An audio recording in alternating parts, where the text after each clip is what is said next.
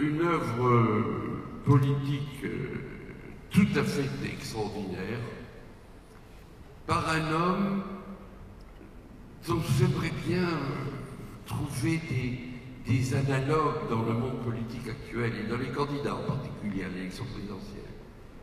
Parce qu'en même temps qu'il était ce grand homme d'État, président du Parlement européen, premier président du Parlement européen, proclamé par le Parlement européen père de l'Europe, en même temps qu'il était tout ça, il était un homme d'une simplicité extrême. Les sondages, il n'y en avait pas. La communication, il n'y en avait pas. Et l'idée qu'il aurait dû tenir compte de tout ça pour son avenir politique et pour sa carrière ne l'a jamais effleuré. L'idée de faire carrière ne l'a pas effleuré un seul instant. C'est pourquoi il a eu l'audace de faire tout ce qu'il a fait. Et j'ai été invité tous les samedis à dîner à midi chez lui, à déjeuner chez lui. Il avait une gouvernante sourde, ce qui pousse à l'intériorité. Et le menu était simple, omelette, salade, plateau de fromage, en toutes circonstances, agrémenté par une tarte de Mirabelle en saison. C'est comme ça qu'on mangeait chez Robert Schuman. Et tout président de conseil qu'il était, c'était l'équivalent du président de la République aujourd'hui, quand il descendait à Metz, il venait par le train, pas par des bagnoles. Quand il descendait du train, il montait dans le bus.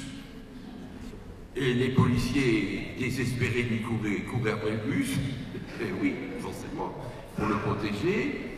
Et il montait à pied dans sa maison de Fichazel. Et quand il quittait son bureau de président du conseil, il allait éteindre toutes les lampes. Et alors, il m'a raconté, il m'a dit, vous savez Jean-Marie, je n'ai pas vu beaucoup de mes collègues ne pas perdre plus ou moins la tête dès qu'ils ont un motocycliste devant leur voiture. Car les hommes politiques, Jean-Marie, adorent avoir des motocyclistes devant leur voiture. Nous avons fait à Metz une conférence il y a 6 mois. Dans le Palais des Congrès, il y avait 2 salles, il y avait nous, et puis il y avait M. Fillon qui était venu pour les élections régionales. Alors les gens qui étaient chez nous ont été voir ce M. Fillon, ils sont venus, ils ont dit on est plus nombreux nous. Nous on est plus nombreux qu'eux. Ils étaient très contents. Et quand j'ai voulu reprendre ma voiture à la sortie, qu'est-ce que j'ai vu? 18 motards alignés là à côté de l'autre, je les ai comptés. Et j'ai pensé à Schuman, qui serait venu à pied pour cette manifestation.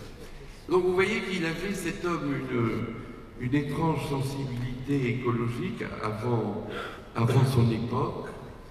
Puis à la fin de sa vie, il a décliné mentalement. Alors je le conduisais tous les jours dans mes 2 chevaux. Il était à la fois président du Parlement européen et installé dans mes 2 chevaux. Et alors il me disait, Jean-Marie, on va aller aux 3 glands. Alors je me demandais, mais qu'est-ce que c'est que les 3 glands? J'ai demandé à tout Metz où sont les 3 glands. Il ne savait plus très bien, il était un peu brouillé. Je n'ai pas su où étaient les 3 glands. Alors il est mort. Et un jour, je raconte cette histoire à mais non, les 3 glands, c'est à Luxembourg, où il est né. Il allait promener avec son papa et sa maman tous les dimanches aux 3 glands. Eh bien, savez-vous ce que c'est que les 3 glands aujourd'hui? Les 3 glands, c'est le siège des institutions européennes à Luxembourg, et en particulier la fameuse Cour de justice européenne qui nous fait procès sur procès chaque fois que nous ne déclinons pas en droit français les directives de l'Union européenne. Aussi, ici, une étrange synchronicité. C'était un saint homme, et nous avons introduit à Rome la procédure de béatification qui est en cours. Alors il y a un petit problème, il ne veut pas faire de miracle. Alors si vous pouvez lui faire un miracle, vous le faites signe, et il sera béatifié sur le champ. Mais voilà, on a dit à Rome de faire l'Europe, c'était quand même un miracle. Empêcher que la France devienne communiste, c'est un beau miracle. Non mais ça compte pas. Il faut que si vous avez une jambe de bois, que votre ancienne jambe repousse. Et là, c'est considéré comme un vrai miracle. Et là, on va sans doute immédiatement le béatifier. Alors je l'ai mis dans mon livre sur les saints qui s'appelle Heureux les simples. Il y en a plus beaucoup ici, et qui est paru il y a 15 jours, parce qu'il illustre ce qu'on a baptisé la sainteté de la politique. Et il nous apprend qu'en politique, on peut aussi être saint.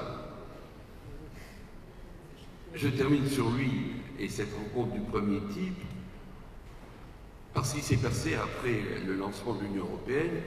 Naturellement, il s'était mis tout le monde à dos. Il s'était mis le fond de l'opinion française à dos, qui était évidemment revanchard, et on n'avait pas envie de faire des cadeaux aux Allemands et de s'entendre avec eux. Il s'était mis à dos les maîtres de forge, puisqu'il avait mis la production et la commercialisation du charbon et de l'acier sous la tutelle d'une haute autorité gouvernementale, où les gouvernements nommaient les membres de la haute autorité. C'était l'œuvre de Jean Monnet, son fidèle complice. Donc les maîtres de forge, dans sa propre circonscription, lui ont bien savonné la planche, vous en doutez. Il s'était mis à dos tous les communistes, ce qui représentait le quart des députés. Il s'était mis à dos tous les gaullistes, qui n'étaient pas du tout européens à l'époque. Rappelez-vous l'épisode de la chaise vide à Bruxelles. Et arrivent les élections, et le préfet lui dit « ça va être dur ». Oui, ce fut très dur. Le soir des élections, il était à la préfecture. Les résultats qui sont tombés en premier étaient désastreux, parce que c'était un scrutin départemental, mais c'était les résultats de Thionville. Oh, il a dit « Monsieur le préfet, je vais me coucher ». Et le préfet lui a dit « mais comment vous n'entendez pas les résultats ?» Non, non, non, c'est pas la peine. Puis ne me dérangez pas ce soir, il sera bien temps d'avoir les résultats demain. Et le voilà qui rentre chez lui. Il va prier, évidemment. Pas prier pour être élu, prier pour que la volonté de Dieu soit faite. Il a dû réciter un grand nombre de Notre Père. Alors, branle-bas de combat à la préfecture, coup de téléphone, et ça vous donne une idée de l'immensité de l'homme politique qu'il a été. Coup de téléphone personnel du président des États-Unis, M. Truman, coup de téléphone personnel de M. Adenauer, chancelier allemand, un préfet dans tous ces États. Il se dit, s'il est battu, je suivirai, puis je ne serai plus jamais préfet. C'est ma carrière, elle est finie ce soir. Et puis à la fin, tout d'un coup, il passe bric et rac. Ah, le préfet, il est soulagé. Alors le matin, il se précipite chez Schumann à Chazelle, à 7h moins 10, parce que Schumann va à la messe à 7h tous les matins, et il lui dit « Monsieur le Président, vous êtes élu. » Ah, ça marche plus. Si? Non, ça marche plus, je crois. C'est lequel qui marche? Et il dit « Monsieur le Président, vous savez, j'ai une bonne nouvelle pour vous. Vous êtes élu. » Et Schumann lui a répondu « Oh, monsieur le préfet, comme je suis content pour vous. Vous étiez si malheureux hier soir. » Voilà, mais non, ça marche pas non plus. Ça marche là? Oui, ça marche. Voilà, ça c'était la première rencontre. Je voulais, en cette période présidentielle, vous donner de l'espérance et que peut-être surgiront des gens de cette qualité.